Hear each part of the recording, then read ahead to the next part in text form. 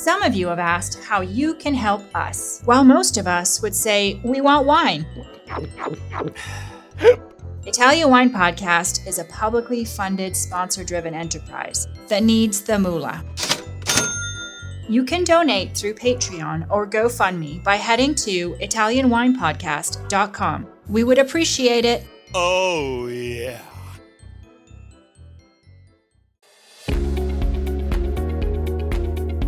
Italian Wine Podcast, a Wine2Wine Business Forum 2021 media partner, is proud to present a series of sessions highlighting the key themes and ideas from the two-day event held on October the 18th and 19th, 2021. This hybrid edition of the Business Forum was jam-packed with the most informed speakers discussing some of the hottest topics in the wine industry today. For more information, please visit wine2wine.net and tune in every Thursday at 2 p.m. Central European Time for more episodes recorded during this latest edition of Wine2Wine Business Forum.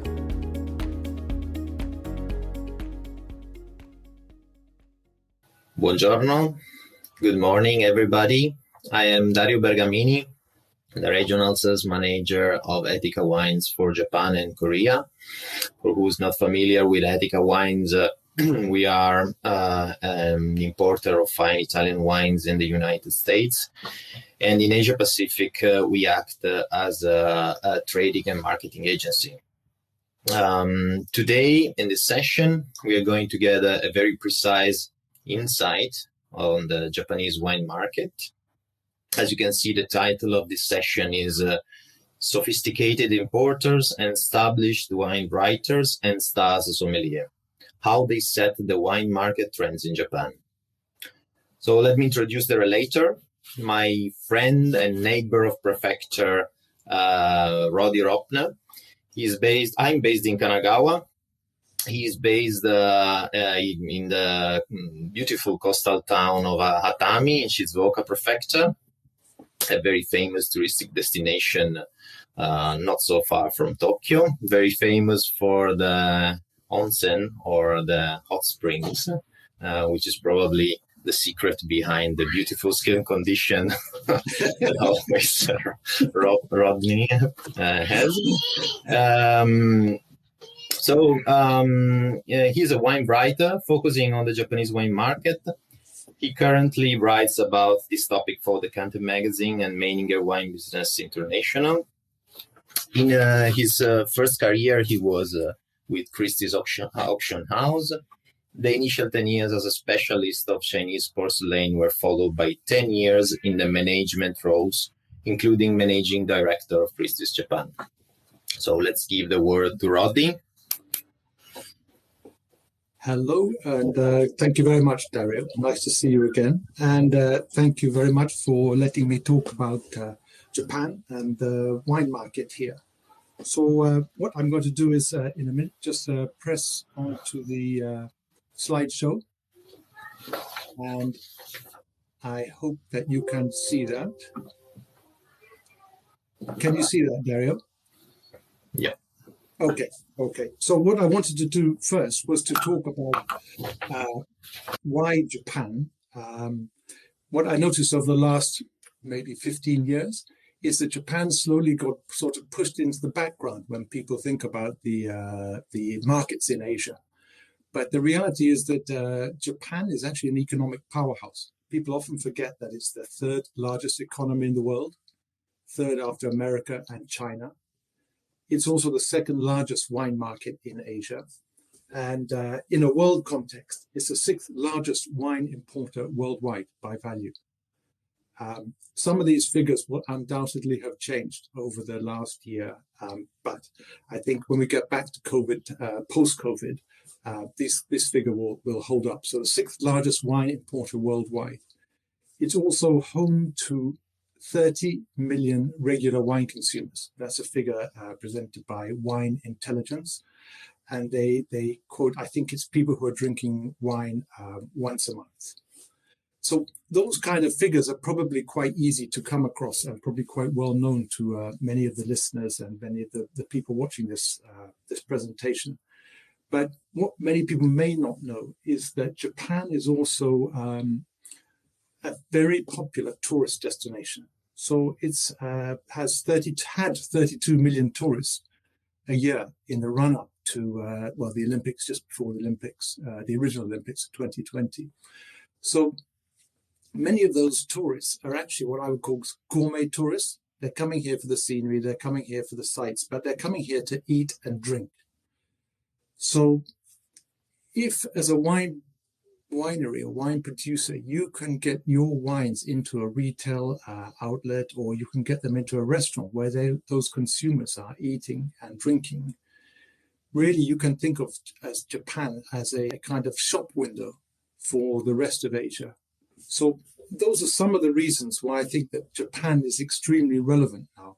And any winery that is thinking about which export markets to concentrate on, they would do very well to take another look at the Japanese market.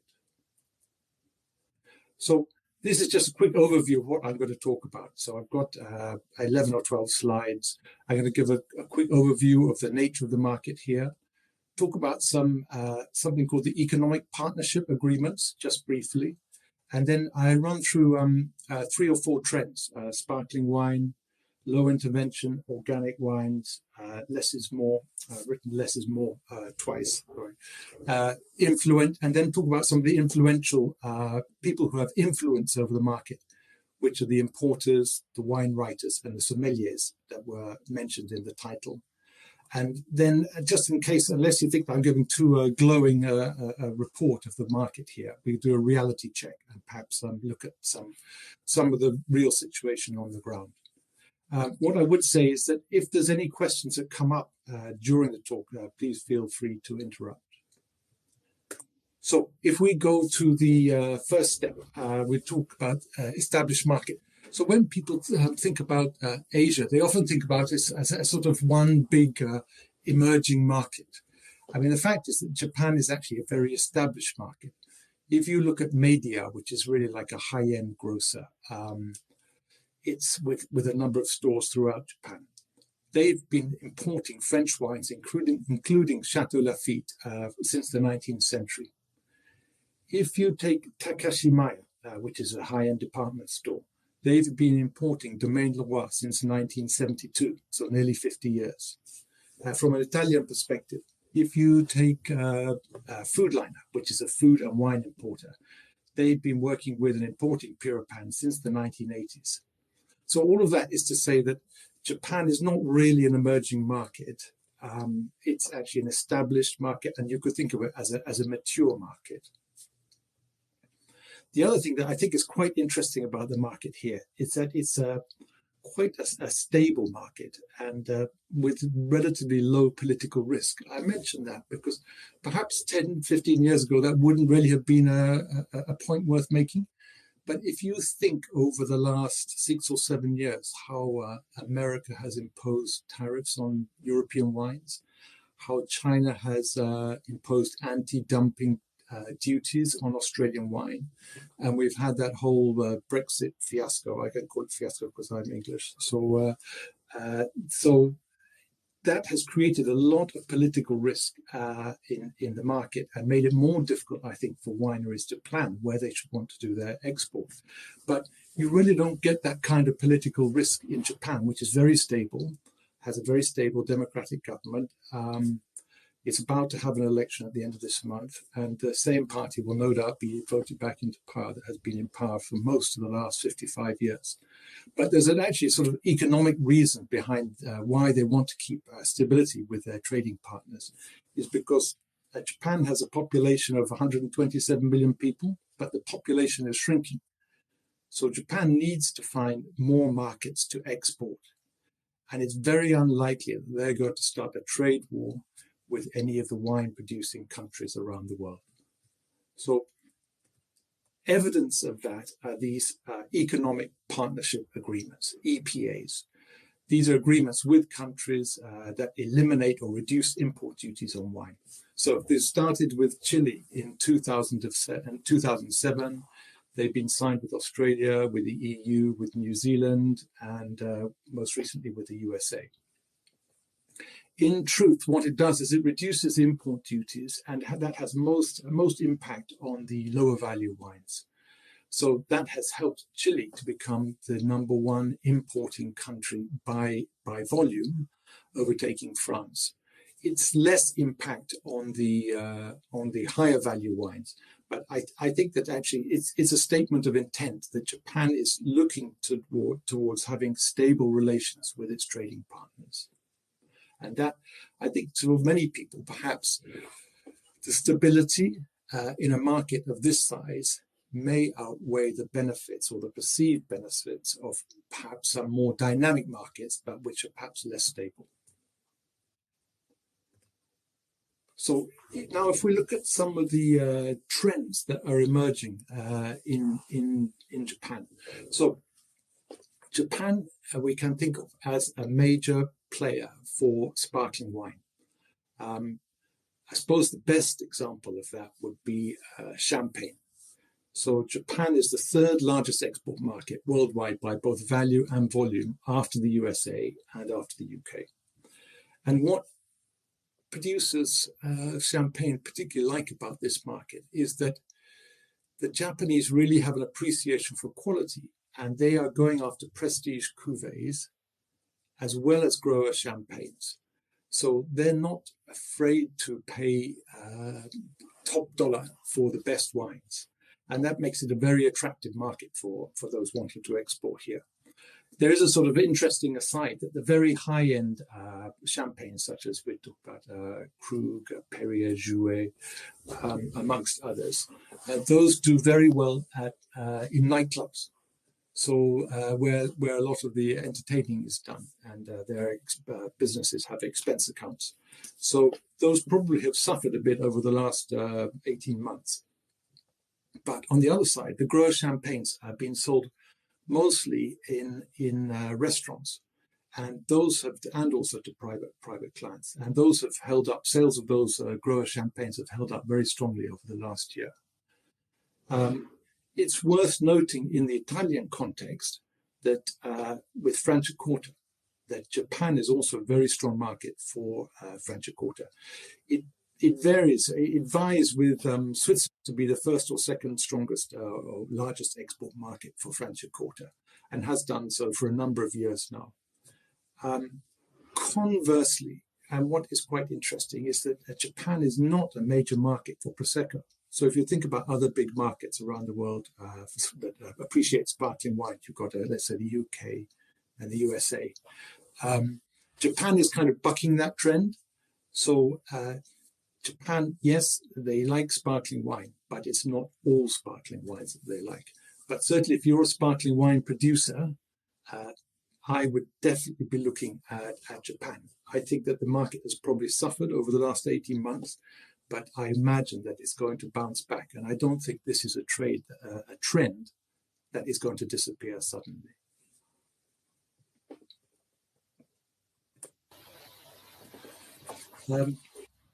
If we look at another trend that is quite pervasive, we can talk about low intervention wines. I put these two together, low intervention and organic wines. I'll say a bit about them separately, but I'm calling them low intervention wines, but maybe some people talk about natural wines. First thing to say is that I don't think that the terms are necessarily clearly understood by consumers, but on the other hand, I would say that this is definitely a trend, if not a phenomenon. It's not something that is a passing trend either. To give you some examples, so Shonzui, which is a natural wine bar in Tokyo, it opened in 1993. So that's nearly 30 years ago. Kenichi Hohashi, who's a master of wine, wrote a book, Vin Naturel, which was published in 2004, which was a very critical look in Japanese, a very critical look at the natural wine market. And that was one of the impetuses to kickstart the market, which until that point had been just bubbling along, but not so strong. Another sort of impetus for the market was importers such as Racine. They're not the only importer of these low intervention wines, but they place great emphasis on correct storage of wine, the shipping of wines from Europe, and then the correct storage and distribution of wines in Japan, to the extent that they would refuse to sell wines to retailers or restaurants that didn't have correct storage facilities. I mean, anyone who's been to Japan in the summer knows that it's incredibly hot here, incredibly humid. And these kind of low intervention wines, if they're not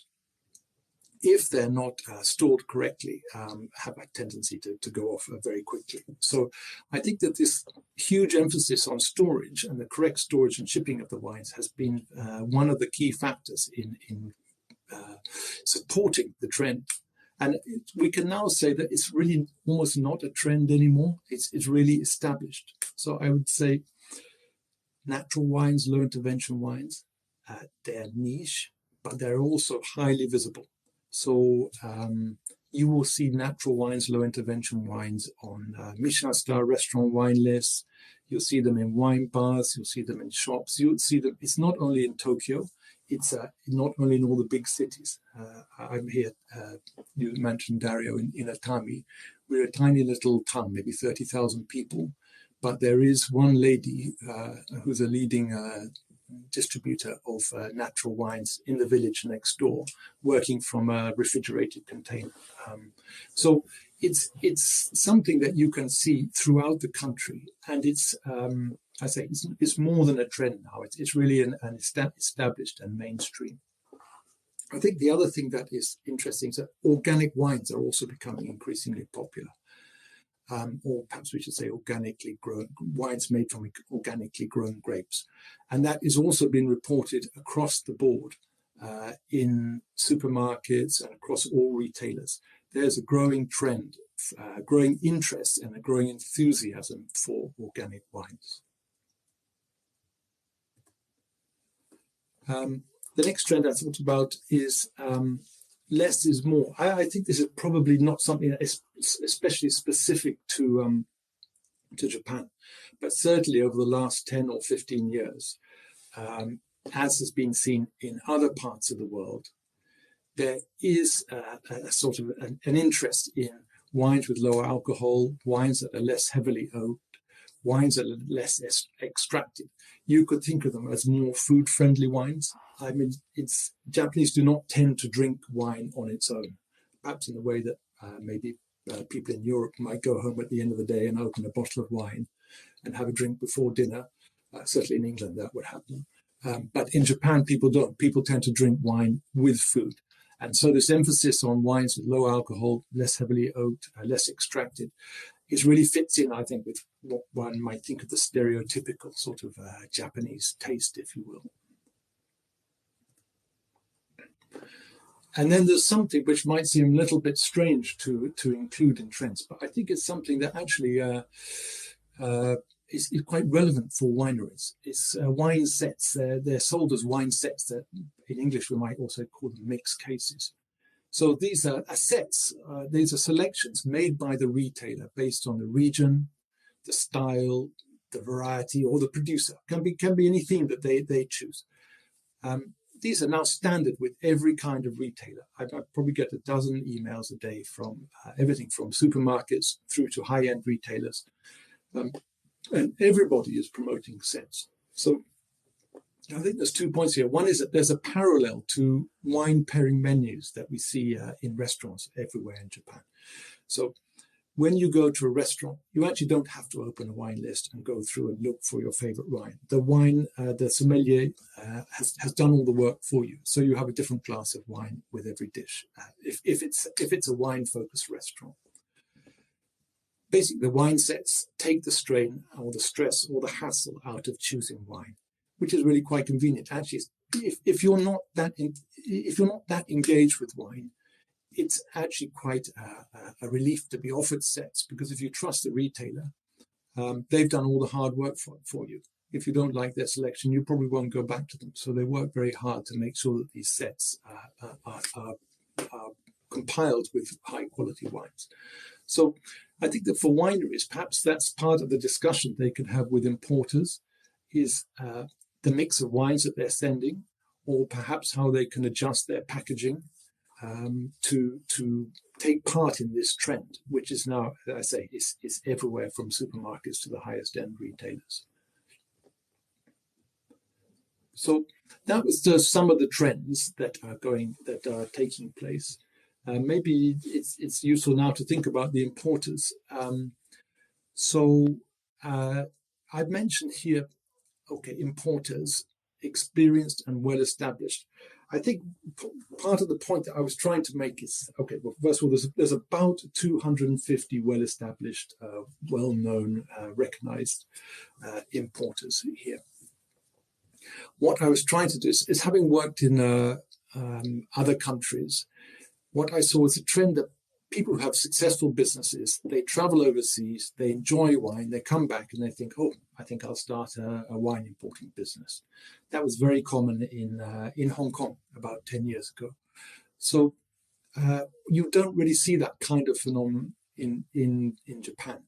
These people are dedicated, well-established and devoted to importing wine.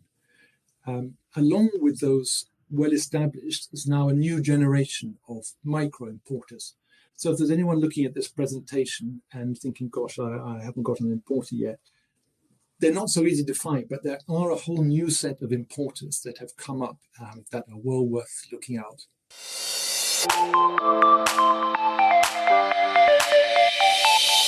Are you enjoying this podcast? There is so much more high-quality wine content available from Mama Jumbo Shrimp. Check out our new wine study maps, our books on Italian wine, including Italian Wine Unplugged, The Jumbo Shrimp Guide to Italian Wine, Sangiovese Lambrusco and Other Stories, and much, much more on our website, mamajumboshrimp.com. Now back to the show.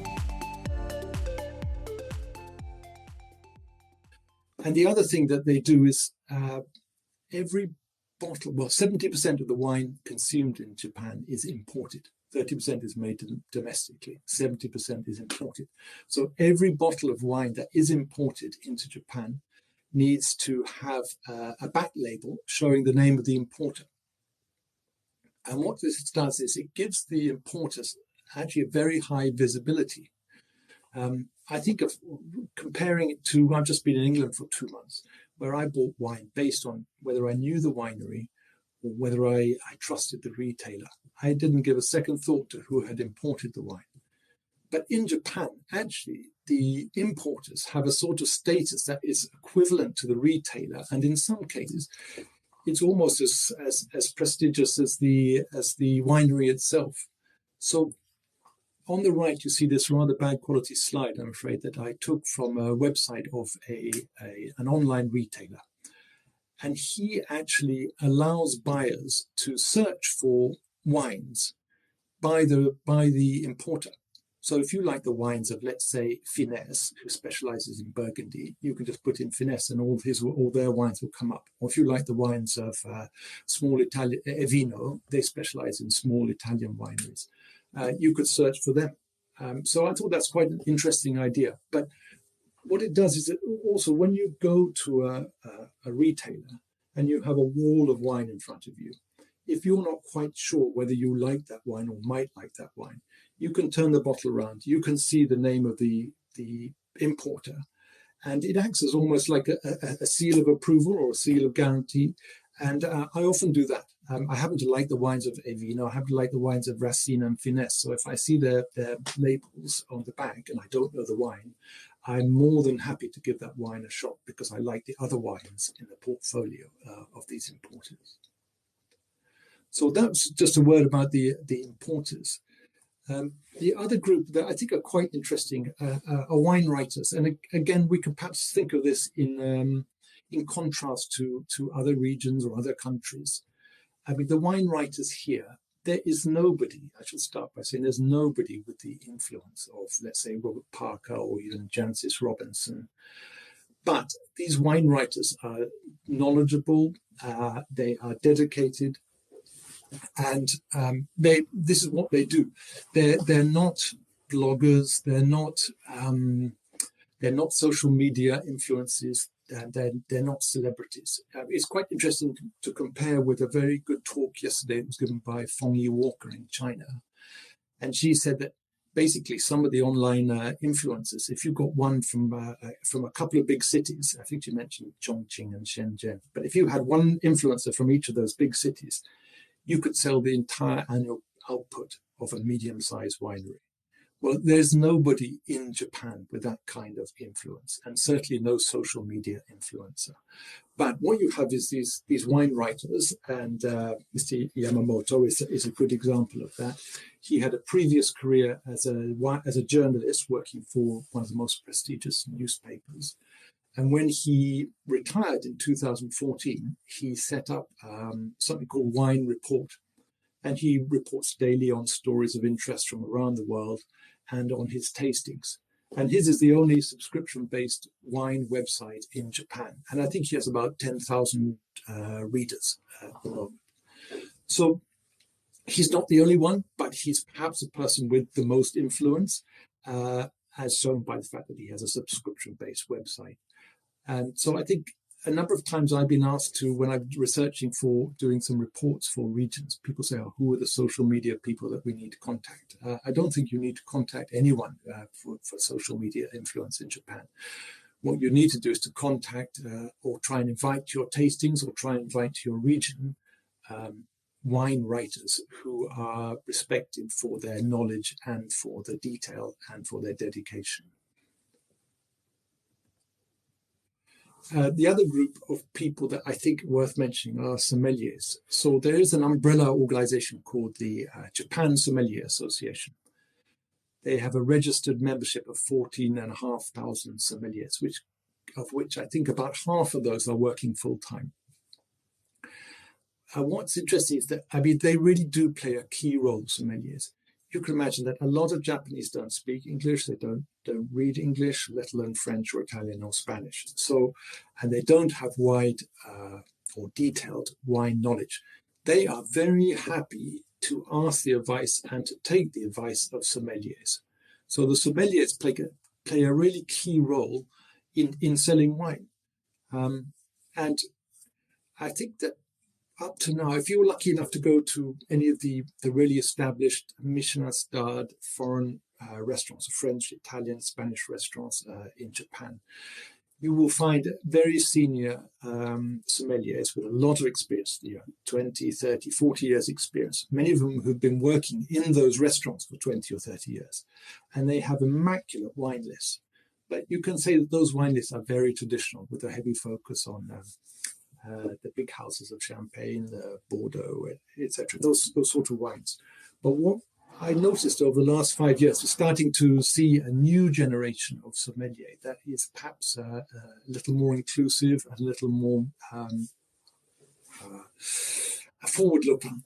And the example I've given here, and again, it's just one person, but there's Mr. Oyama, who works for, he's just joined a new restaurant in Kyoto, which is a modern Spanish restaurant called Koke, K-O-K-E.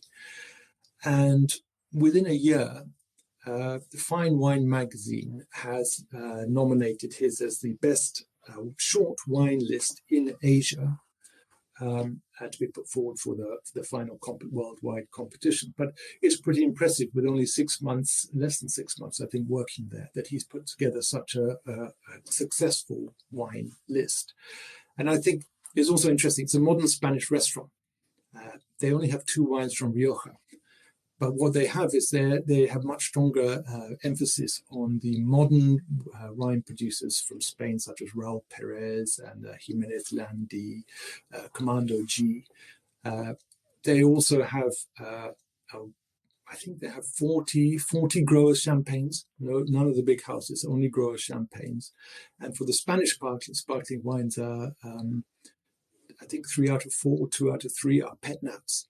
So what you can see is perhaps just a slightly modern approach to creating these wine lists.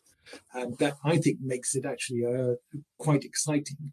And what I would say is you are not probably going to find sommeliers with tattoos and ponytails, but very hardworking professionals. I'm not saying that guys with ponytails and tattoos are not hardworking, but they're still very traditional. They look very traditional, but they've got a very modern approach in the wines that they the wines that they select. And I think that's very encouraging for the future of wine sales in Japan. So unless I've given too glowing a report about Japan, maybe we need to think about some of the negatives or some of the reality of the situation here. Japan still has very low per capita consumption. It peaked in about 2015 or 2016, having risen quite steadily from about 2008. So per capita consumption is still only about 3 liters per annum.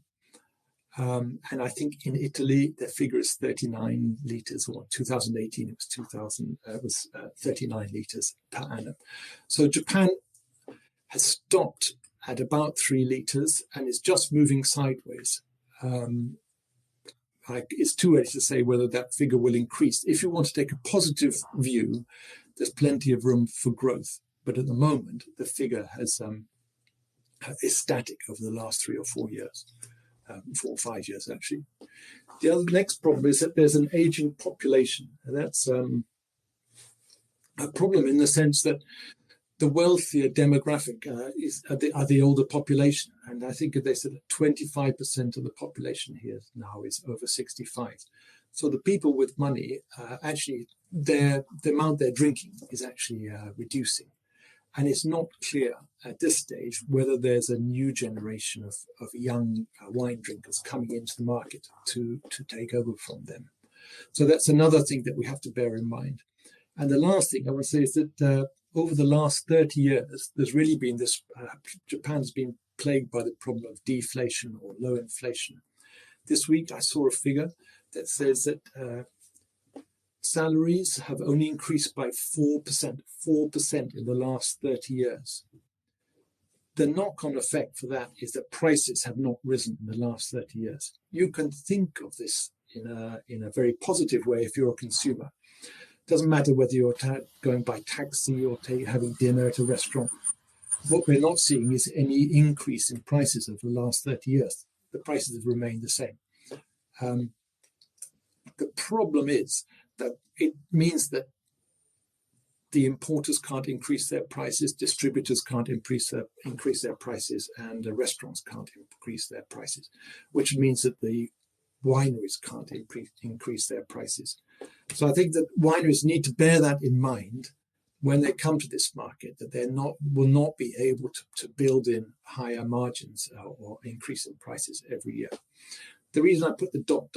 there is that actually just 2 days ago, I read something that Japan has, because of the low value of the yen and increasing commodity prices, that inflation is starting to take off. So that's maybe another question mark arising from COVID. We don't know whether inflation will be coming back. But for the last 30 years, there has not been inflation in this country.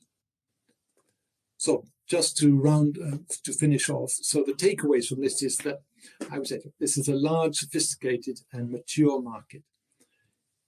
You've got a huge amount of conservative consumers who are open to new regions and new styles if supported by credible influencers such as those importers, wine writers, and sommeliers. You've also got this amazing shop window for other Asian countries. Trends to think about sparkling wines, low intervention wines, natural organic wines, wines with lower alcohol, less influence, and wine sets. So that's the end of my presentation. So thank you very much. I stop sharing now. Now to the Q&A section. Okay. And I've noticed we got a couple of questions regarding the e-commerce. So yes. The first one is from Joseph Timkowski. He's wondering about e-commerce share in the wine market. And also, which are the main decision-making factors when people buy wine online in Japan? How important are taste preferences in that? Okay. I think to the first part of the question, there's three major platforms for wine retail. So you've got these the marketplaces. So you've got Amazon, Rakuten, and Yahoo Japan. So Yahoo still exists in Japan. Yahoo Japan. You've got Amazon, which everybody will know about, but you've got homegrown Rakuten, which is basically a Japanese website. It bills itself more as a bazaar. So if you go and look at Rakuten, it looks less like a sort of less organized than Amazon, but it's actually extremely popular. I have tried to get the figures for wine sales from each of these organizations, but they don't divulge their wine sales figures. But each of them has their own positives and negatives. But those are probably the three main wine markets that you would see. And what was quite interesting was that you think that for what is apparently a technologically very advanced country, online wine sales were not such a big thing before COVID. So there's been a huge. It's just quite odd because there already was a very good infrastructure of delivery services, which is probably the best in the world. So, and I think that what we're seeing is that some retailers are really embracing it. I mean, I interviewed some people for an article about online retailing. Some like Enoteca has got a very advanced system, and they're going beyond laptops to mobile retailing, and that has really driving their sales. And obviously, there's a generation of people who love that. And again, if we listen to the talk yesterday about China, the Chinese consumers would totally understand that. But you also have to think, and Dario, you would know this, that many people in Japan still prefer to use cash. So, true. So I mean, it's changing, slowly changing. It's slowly changing, but and when you go to a restaurant, you don't necessarily know whether they're going to accept a credit card. Yeah. You don't know how much the bill is going to be, but you don't know also whether they're going to take a credit card. And there are other things that people will send products to you, and then you pay for them, which is almost unheard of in any other country. But so online retailing has fallen behind. So I just say so that's to answer the first part of the question. The second part was what drives. Yeah, it was about how much it is the share of the e-commerce and. I just to go to the share. I mean, I think there's no figures. Okay, I mean, the best I could do was and I don't have them at the top of my head, I'm afraid, but there were figures which were relatively small for quite well-known supermarkets like Aeon, which were like 2% of their sales, which is the biggest supermarket chain here, and ranging up to I think Enoteca, which I don't want to give the wrong figure, but it was more than 20% of their retail. Yeah, definitely, at least 30 even, I think. Yeah, I think it was 30% was of their retail figures.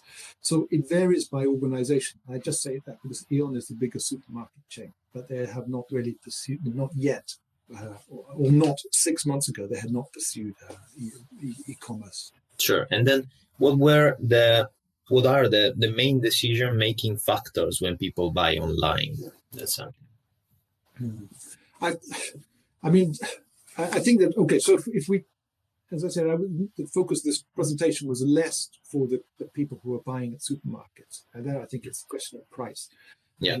If you go to a supermarket or convenience store, most of the wines that you will see are Chilean. And I don't think it's necessarily because Japanese adore cheap Chilean wine. I think it's because it's good value. And the Chileans are able to provide a very high level of quality at a certain price because they have excellent distribution. But if you're talking about the higher, I think there's too many factors probably to pick out one or two. I mean, Japanese consumers are incredibly knowledgeable when they're engaged. Even they have the word like it's otaku, it's like geeky, and they're proud about that in the same way that maybe people in Europe. Wine otaku, yes. Yeah, they're geeks about this. The more information that wineries can provide, the more information that you can give for an engaged consumer, the better. So some of the wine websites. Yeah, not to forget the the visual impact, because label is a very important thing in all Asian markets, but especially in Japan, where the attention to the details and every kind of like imperfection is not forgiven, for example.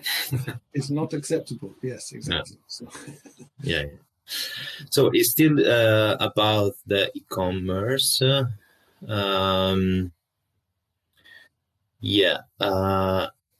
Is it a popular sales channel? Yes, of course, we have talked about that. And can e-tailers buy direct from wineries, or do they still need an importer?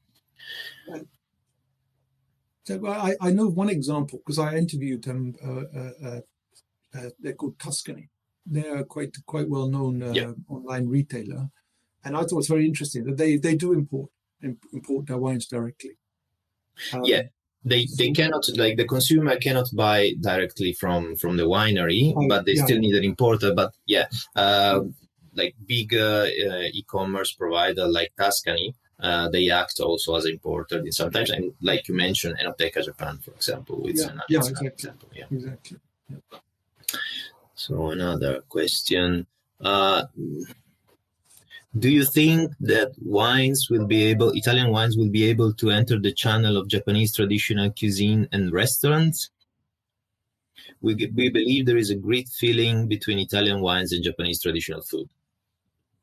Yeah. I think that this is almost like the last frontier for people, because there's 8,000 Italian restaurants, but someone said, well, it's massive. It's incredible. 2,000 only in Tokyo, I think. So there's the challenge for not only Italian wines is to break into the Japanese restaurants. But I tell you, the sushi restaurant I go to here occasionally when I'm feeling I can afford it, it seats only 5 people. Yeah. And they have no room for a wine fridge, and they have no knowledge about wine, and they don't have the time to learn about it. So I'm going to go back and try and persuade them. But they're kind of willing, but they don't know how to serve a glass of wine. Most of the consumers are not going to buy bottles. Yeah, education. They need of some kind of education to serve the wine in those kind of restaurants, definitely. Yeah. But you need to provide the whole package. It's not only about teaching about wine. It's about how to store the wine, how to open the bottle, which glasses to use, which temperature to serve the wine, how to store the wine once the bottle's open. There's so many things that people don't know about yet. If that can be done, and there are some restaurants that are doing it, it would be very interesting, and the market would grow dramatically. Yeah, I personally recently went to an izakaya, a very high-end izakaya where Japanese food is mainly served, and I had the pleasure to find even some Italian fine wines in their portfolio. So I think it's definitely a new frontier for Italian wine. Yes. Then, getting back to the perspective of Italian wine also, and it's something that you already mentioned in your presentation, probably. Can you just give an example of a wine brand or category of Italian wine that had a successful strategical approach to the Japanese market? And on the contrary, where do you think that there is still a lot of work to be done? Like probably you already mentioned something talking about the sparkling wines. Yeah. I mean, the example that I would like to use is because it's a great example of a success story is Franciacorta, which has been here for so long. I mean, they've been importing the wines for 30 or 40 years. They had a very clear focus, I think, to get themselves into Italian restaurants at the beginning, and then visiting regularly, inviting the sommeliers, inviting retailers over to Franciacorta. But then what they've done the last 10 or 15 years are 2 very interesting things, I think. One is they've opened an office, and I noticed this with a lot of successful regions have done this. So it's not only Franciacorta, but you have Champagne, Bordeaux, California, just to name a few. They have representatives in Japan helping to support with promotional educational activities. And in the case of Franciacorta, what they did, I think it's just maybe just a PR office, but that PR office makes sure that they that Franciacorta is positioned in the best light. So you see these glorious images of Franciacorta being served in glamorous settings. Yeah. Traveling to Italy. Yeah, it's linked to the Italian way of life, of the fashion. Italian way of life. And the other thing that they've done in the last couple of years is they opened the Franciacorta bar in a department store. Very high-end, in a high-end department store in the center of Tokyo. So if you're walking around shopping for Italian clothes, you come across a Franciacorta bar, and it's there. It's helping to position the brand in the right place. So I think that the Franciacortas had put a lot of thought into this and executed some very good strategies. I'm not to be too cruel about Prosecco, but at the moment, one doesn't get an impression that we know what Prosecco is trying to achieve in Japan. Maybe in England, we know what it has an image, but in Japan, it doesn't seem to sort of have a focus. And I think the consumers, why would they buy Prosecco rather than buying, Cava, let's say. So. Yeah, as you said, there is a fascination for traditional sparkling method in Japan. And one other thing that must be kept into consideration when talking about the not so successful Prosecco case in Japan is probably that Japan is a huge market for beer.